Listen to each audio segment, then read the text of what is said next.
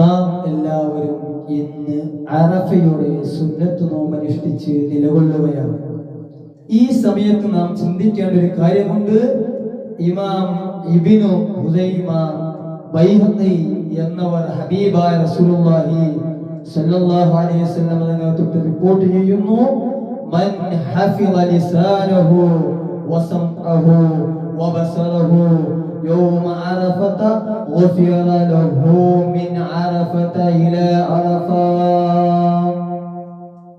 ആരെങ്കിലും അറഫ ദിവസം അവന്റെ നാവ്, കണ്ണ്, ചെവി എന്നിവയെ തെറ്റിൽ നിന്ന് സംരക്ഷിച്ചാൽ